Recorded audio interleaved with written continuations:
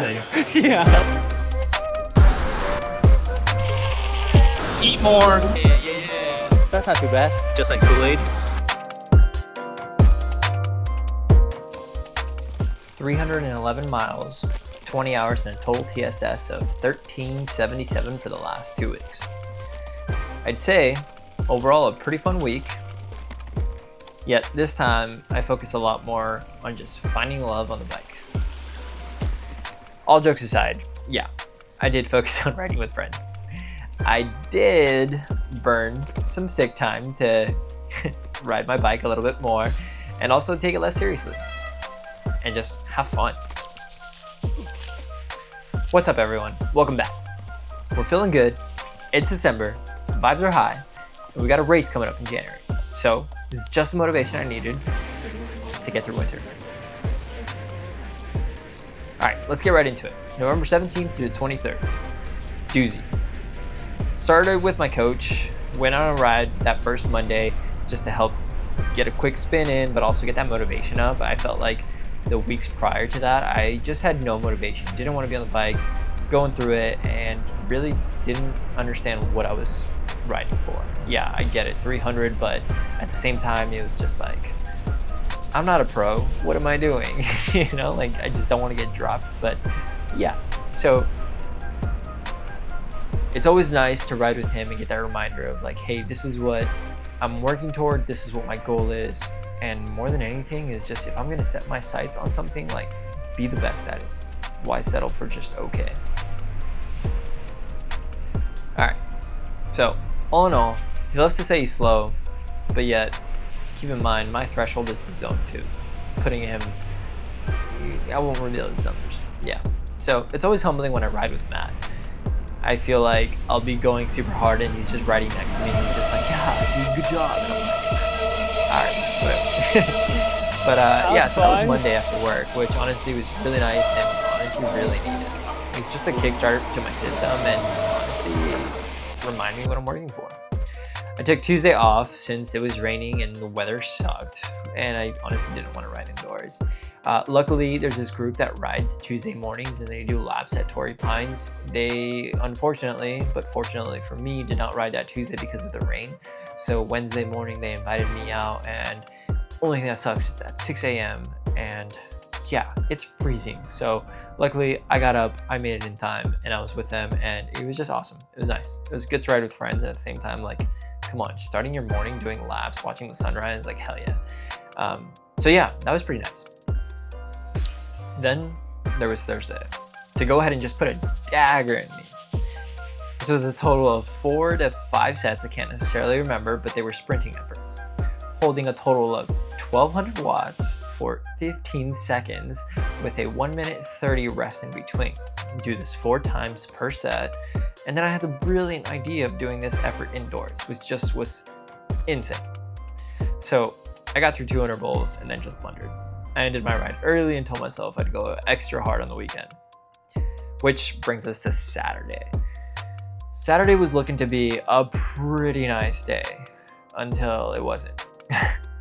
It was the unveiling of our new kits with our team, and we were supposed to do like a chill 40-ish mile ride, 40 to 50, I can't remember. And what's crazy is riding up to the start, we start at Best Pizza up in Cardiff. It was like clear. There was a couple clouds, but I wasn't concerned about rain. And then I kid you not, as soon as our ride started, which was like at 9:15 a.m., it just starts pouring. And yeah, I got through like 10 miles of that and I was like, what am I doing here? I just, yeah, wasn't having fun, wanted zero part of it. And I ended my ride early, so I ended up doing 29 miles that day. And yeah, no, I'm not gonna ride in the rain, I'm good. So that was my week 1 recap. Overall, not too bad, like I said. So we're just gonna get right into it. So week 2, Monday, it was a pretty chill, like 17 miles indoors. I don't really count the miles, but essentially it was 50-minute, just zone 2 effort. Then Tuesday, I did a gravel ride. Nothing insane there either. I think I just went to go see if the gravel was a little bit better, but I did 12 miles just about. Nothing insane. Also, just try to keep it low, zone 2, but more so just getting ready to see, okay, like how do I feel about gravel getting my bike set up, getting my fit. I added a new stem, which really helped, so I'm into that. But yeah, all right. Then there was Wednesday. So this is where like things start to ramp up a little bit more. Wednesday, I rode with Luke. Luke, my boy. He just came back this weekend from Tour de Tucson. Dude, the guy placed 29th overall. 29th. Come on. I've dropped this guy so many times, guys. No, I'm just kidding. I told him I'd put that in there, but no, he drops me all the time. But on a sprint though, I got him. That being said, yeah. So I was super stoked to see him do so well. We basically did a chill ride. Talked a little bit about his ride, how he felt. Like, you know, I asked him, like, do you think I could have kept up? And he's like, hell yeah. If we were to go together and like just dominate, like, dude, 29. Probably could have done even better, but I don't know. He probably would have dropped me still. He said there was a really gnarly headwind. I think they averaged, what, 23 miles an hour? Comment below, Luke, if I was wrong. But yeah, dude, I was so impressed. Freaking awesome. So yeah, that was Wednesday. Then there was Thursday. Gosh. Thursday. Rode with Matt again. Quote unquote, zone 2. Never zone 2 with you, Matt. Zone 2 for Matt, threshold for me.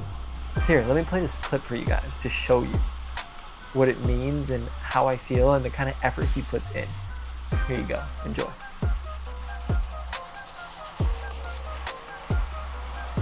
So mind you, he's just been pulling for like the last, I don't know, 3 minutes, and he's been averaging like, I mean, I'm on his draft and I'm holding 300 watts. And so we're going up this little gradient here at 6%, and I'm like, I'm gonna drop him. Let me hold 500 watts. I'm going to drop him, right? Yeah, okay. So I'm here, what, 480, 490, 500 watts. I'm trying to keep my cadence high. My heart rate is 177. Pretty soon to hit 180. And I'm like, dude, he's still on my wheel. No. Yeah, Matt's strong. So this is my last attempt right here. I'm like, all right, I'm gonna give it the beans. At this point, I'm already pretty taxed. I'm holding even more power, and I'm like, let's do this. And I give up. Yeah, it pitches to 10, 11, 12%. And then I'm like, yeah, I can't hold this anymore. This isn't sustainable. And sure enough, he passes me. And then shortly after this, he comes up to me and he's like, you did good. Yeah, nice.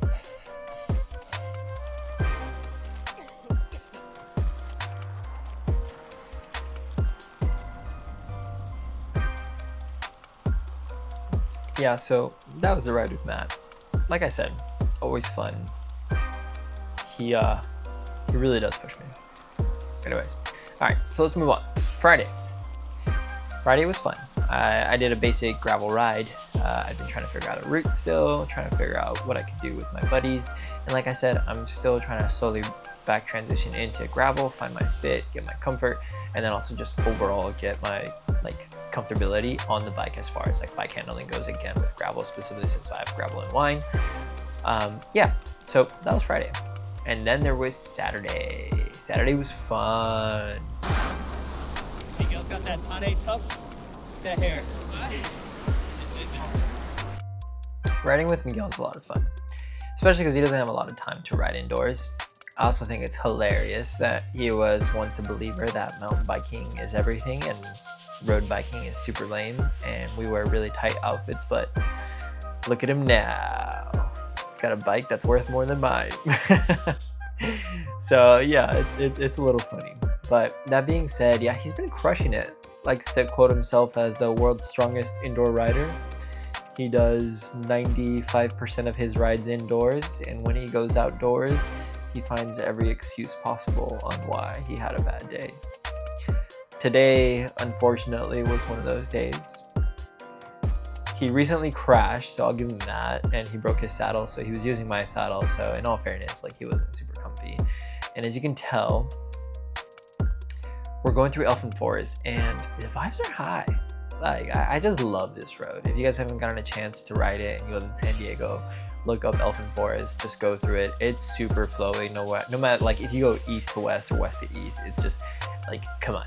It's so easy to just hold 20 plus miles an hour and just be so comfy and have a good time. Like, yeah. What's really cool is that these guys here to our right, super nice people. I remember they came up to us and they were just like riding and they were like kind of holding our wheel, especially like on this part.